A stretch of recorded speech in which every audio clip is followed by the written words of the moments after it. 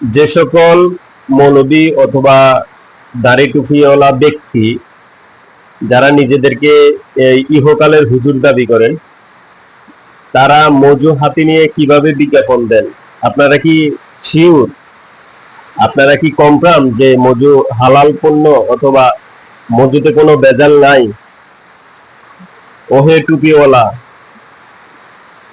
তোমরা কিভাবে এটা শিওর হইলা যে মজু একটা ভালো এবং হালাল পণ্য? শিওর দলিল দিতে পারবে?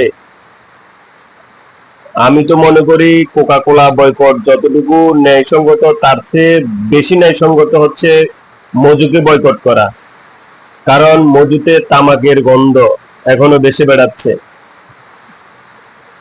মজু, কোকা কোলা, প্রাণ কোলা, আরসি কোলা, যত কোলাই আছে, অথবা আমি বলতে চাচ্ছি যে যত সফট ড্রিঙ্কস আছে, সবগুলো সফট ড্রিঙ্কস শরীরের জন্য ক্ষতিকর।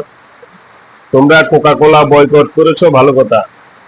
তোমরা মজুর প্রমোট কেন করছো অথবা মজুর বিজ্ঞাপন কেন দিচ্ছ? তোমরা কি জানো এই মজুর শুরুটা সিগারেট দিয়ে হয়েছিল, বিড়ি দিয়ে হয়েছিল। আকিস কোম্পানির যে তামাক অথবা বিড়ি সিগারেট খাওয়া হারাম, তাহলে কি তোমরা বিড়ি সিগারেটকে সমর্থন করো? তোমরাই হাদিস করো, আবার তোমরাই সেটাকে বুকে টেনে নাও। দেশের টাকা দেশে থাকুক। দেশের টাকা কি আসলে দেশেই থাকে নাকি বিদেশে চলে যায়? তোমরা কি জানো কতদিন পরে পরে দেখো না যে বড় রাঘব বোয়ালরা টাকা বিদেশে পাচার করে নিয়ে যায়? সেই টাকাটাই তো তোমরা পাচার করতে সাহায্য করো তাদেরকে। আর যে সকল মোবাইলে চালাও এই বিজ্ঞাপন, সেই ইন্টারনেট তো ইসরায়েলি। তোমাদের কি লাজ লজ্জা হায়া শরম কিছু নাই? ওহে চদু বাঙালি, এ সকল বন্ধ করো। মজু খাওয়া বন্ধ করো। মজু খাওয়া আর গু খাওয়া এক কথা। মজু, কোকা কোলা সবগুলাই প্রিজারভেটিভ পণ্য। এটাতে কার্বন ডাই অক্সাইড মিশ্রিত আছে, যেটা আমরা নির্গত করি। তাহলে কি তোমরা গু খাও? ওহে জুব্বা,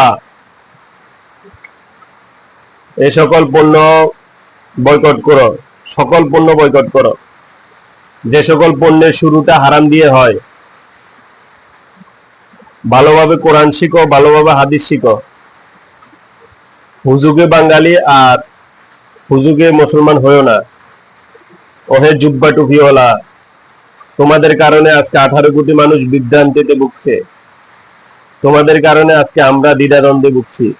তোমরা এটাকে হালাল বলো, এটাকে হারাম বলো, তোমরা যেটা খুশি সেটা করো। আর চলবে না, তোমাদেরকেও বয়কট করবে মানুষ কয়দিন পরে।